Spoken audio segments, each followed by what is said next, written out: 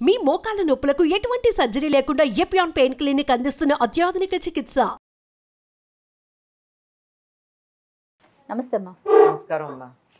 అమ్మా, ఇంట్లో 3 పొయ్యిలు ఉండకూడదు అనేది ఈ మధ్యకాలంలో ఎక్కువగా వింటున్నాం. ఉండొచ్చని కొంతమంది, ఉండకూడదని కొంతమంది. అసలు 3 పొయ్యిలు అనే కాన్సెప్ట్ ఏంటి? అసలు ఉండొచ్చు, ఉండకపోవటం ఏమిటి? అమ్మ, 3 పొయ్యిలంటే 3 స్టవ్వులు అనే అర్థం ఇవాళ మనం చెప్పుకుంటున్నాం. కానీ ఒకప్పటి మాట ఏమిటంటే పొయ్యి 1 ఉన్నా 2 ఉన్నా ఒక వంట చేసే ప్రదేశం అన్న అర్థం. వంటిల్లు ఒకటే ఉంటుంది. అట్లా కాకుండా 3 పెట్టారనుకోండి, ఇంట్లో 3 వంటిళ్ళు ఒకే ఇంట్లో. అసలు ఎలా సాధ్యమమ్మా? ఎందుకు?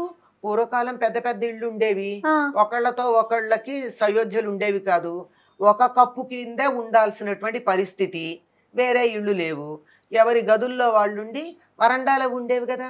ఈ వరండాలో ఓ మూల ఒకళ్ళు, ఇంకో మూల ఇంకొకళ్ళు, అత్తగారో ఎవరో ఇంట్లో అసలైనటువంటి వంటింట్లో ఒకళ్ళు ఇలా వంటలు చేసుకునే ఇళ్ళు ఉండే అవకాశం ఉంది. 2 ఉండటం చూసాం మనం.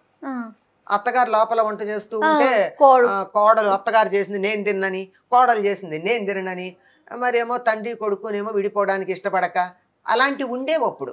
ఇప్పట్లాగా నేను నాది అన్నంత ఎవరికి వాళ్ళు వ్యక్తులు ఒక కప్పు కింద ఉండడం అనే కాన్సెప్ట్ లేదు కదా. అప్పుడు వ్యక్తులు ఒక కప్పు కింద ఉంటున్నారు, ఎవరికి వాళ్ళు ఇండివిజువల్. దే ఆర్ నాట్ వి.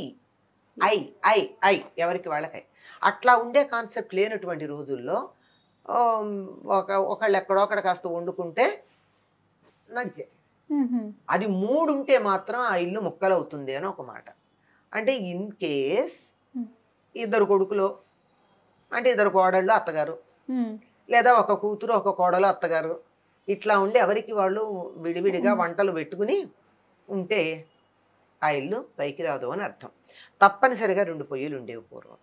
ఏమిటంటే సంప్రదాయమైన కుటుంబాల్లో, అంటే రాళ్లతో పొయ్యిలు కట్టెలు ఉండే రోజుల్లో ఒక పొయ్యి ఏమో అన్నం వండుకునేవాళ్ళు, అది అంట పొయ్యి అనేవారు. అది మళ్ళీ రేపు పొద్దున్న దాన్ని అలికితే తప్ప మళ్ళీ దాని మీద వండేవాళ్ళు కాదు. అవి కాకుండా ఇతరమైనటువంటి నీళ్లు కాచుకోవడానికో, లేకపోతే ఏదన్నా కూర చేసుకోవడానికో ఇట్లాంటివి ఉంటాయి కదా, పలహారాలు చేసుకోవడానికో, దానికి ఇంకో పొయ్యి ఉండేది. ఇలాంటివి పర్వాలేదు. కానీ అసలు వంటే 3 వంటలు ఉండకూడదు అని అర్థం. నిజానికి మన సనాతన ధర్మంలో భారతీయులకి ఇది కుటుంబ సంస్కృతి అన్నాం. అవును, కలిసి ఉంటాం. ఈ కుటుంబ సంస్కృతిలో అందరూ కలిసే ఉండాలి. పూజ వంట ఒకటే ఉండాలండి ఇంటికి. పూజ వంట అంటే పూజ గదిలో దేవుడు ఒకళ్ళు పూజ చేస్తారు. ఇంట్లో పెద్దవాళ్ళు ఎవరు ఉంటే, పూర్వకాలం మగవాళ్ళు చేసేవారు పూజ, ఆయన చేసేవాడు ఇంటి యజమాని. ఇంట్లో అందరికీ ఫలితం వస్తుంది ఆయనకి చేస్తే. మొక్కకి తల్లివేరుకి నీళ్లు పోస్తే కాయలకి పళ్ళకి కూడా నీళ్లు అందుతాయి కదా. చిట్ట చివరి కొమ్మ వరకు చిట్ట చివర ఉండేటటువంటి చిగురు దాకా అందుతాయి కదా. అట్లాగే ఈ ఇంటికి పెద్ద ఎవరైతే వాళ్ళు చేసేవాళ్ళు. రాను రాను మనకు ఆ సంస్కృతి పోయింది కదా.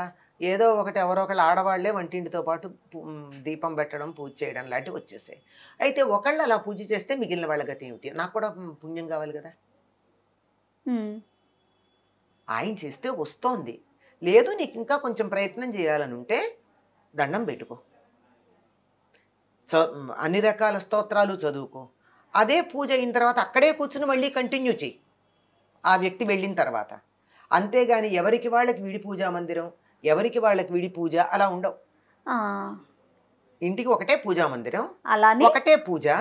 అలాగే ఒకటే పూజ అయితే ఎవరికి మళ్ళీ అందరూ చూడండి, ఇంట్లో ఇది 2-3 పూజ చేసినా 4 ఉన్నారు అనుకుందాం. 4 ఉంటే ఏం చేస్తారమ్మా? స్నానం చేసి రాగానే కాస్త ముఖాన బొట్టు పెట్టుకుని దేవుడికి దండం పెట్టుకుని వాళ్ళకు వచ్చిన స్తోత్రాలు చదువుకుంటారా లేదా పిల్లలు? అంతే. ఇంట్లో ఎంతమంది ఉంటే అందరూ అలా చేసుకోవచ్చు. ఎవరికి నచ్చిన జపం వాళ్ళు చేసుకోవచ్చు, ఎవరికి నచ్చినటువంటి స్తోత్రాలు వాళ్ళు చదువుకోవచ్చు, ఎవరికి నచ్చినట్టు వాళ్ళు ధ్యానం చేసుకోవచ్చు. కానీ పూజా మందిరమును ఆ పూజ చేసే వ్యవహారం ఒక్కళ్ళే చేయాలి, ఎవరైనా చేయొచ్చు. అదేవిధంగా భోజనం కూడా, వంటిల్లు కూడా ఒకటే ఉండి అందరూ కలిసి భోజనం చేయాలి. అలా కాకుండా ఎవరికి వాళ్ళకి విడివిడిగా వంటలు పెట్టుకున్నారంటే కుటుంబంలో ఐక్యత లేనట్టు. విచ్ఛిన్నమైనట్టు. ఆ ఉద్దేశంతో 3 పొయ్యలు వద్దన్నారు. ఇప్పుడు చాలా సౌకర్యంగా ఉంటుందని 3 బర్నర్లు ఉన్న స్టవ్లు వస్తున్నాయి, 4 వస్తున్నాయి, 5 4 వస్తున్నాయి. అలా ఉన్నాయి. మరి అట్లాంటప్పుడు 3 బర్నర్లు ఉన్న స్టవ్ మనకి ఇంట్లో పనికిరాదంటే ఎట్లా కుదురుతుంది? 3 పొయ్యిలు కుదరవంటే ఎలా ఉంటున్నాయి? ఒకేసారి పొద్దున భోజనం చేయడానికి, బ్రేక్ఫాస్ట్కి, లంచ్లో డబ్బాలకు పెట్టుకోవడానికి, సాయంకాలం వచ్చేప్పటికి ఏర్పాట్లకు సిద్ధంగా ఉండడానికి అవును. ఇన్ని వంట చేయాలంటే 5-6 గ్యాడ్జెట్లు పెట్టుకుంటున్నారా లేదా? అవునమ్మా. 2 స్టవ్లు ఏదో బర్నర్లు 2 ఉంటాయి, ఇక్కడ ఎలక్ట్రిక్ స్టవ్ ఒకటి ఉంటుంది, రైస్ కుక్కర్ ఒకటి ఉంటుంది, ఇవి ఒక ఓవెన్ ఒకటి జరుగుతూ ఉంటుంది. ఆ, ఇవన్నీ జరుగుతూ ఉంటే ఇన్ని ఉన్నాయి అంటే ఆ ఇల్లు ఏమైపోయినట్టు? అంటే వంట చేసే ఏర్పాటు అని అక్కడ అర్థం పొయ్యి అంటే. ఆహా.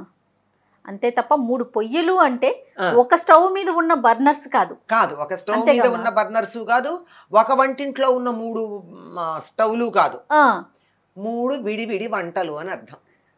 ఒకళ్ళు చేసింది ఒకళ్ళు తినకుండా, అలా అభిప్రాయాలు కలవకుండా, ఒకళ్ళతో ఒకళ్ళు సయోధ్య లేకుండా ఆ ఉండేటటువంటి పరిస్థితి అని అర్థం అమ్మా. అది ఉండకూడదని అర్థం. అంతే. ఉమ్. అంతే తప్ప ఇప్పుడు అనుకునే రీజన్ అయితే కాదు. ఇప్పుడు అనుకునేటటువంటిది అయితే కాదు అసలు. ఇప్పుడు మనం పొయ్యని ఎట్లా అంటామమ్మా? ఆ, పొయ్యి అనట్లేదు కదా, స్టవ్. స్టవ్, బర్నరు అంటున్నాం. 3 విడివిడి వంటలు ఉండకూడదని అర్థమే తప్ప ఉమ్, బర్నర్లు కానీ స్టవ్లు కానీ 3 ఉండకూడదని అర్థం కాదు. ఇందాక చెప్పా కదా ఇన్ని అవునమ్మా. ఉంటున్నాయని. అంటే ఇవి ఎలా వచ్చాయంటే పూర్వకాలం ఎప్పుడో చెప్పింది, మేము ప్రాచీన కాలంలో ఉండే సంప్రదాయాలు పాటిస్తాం.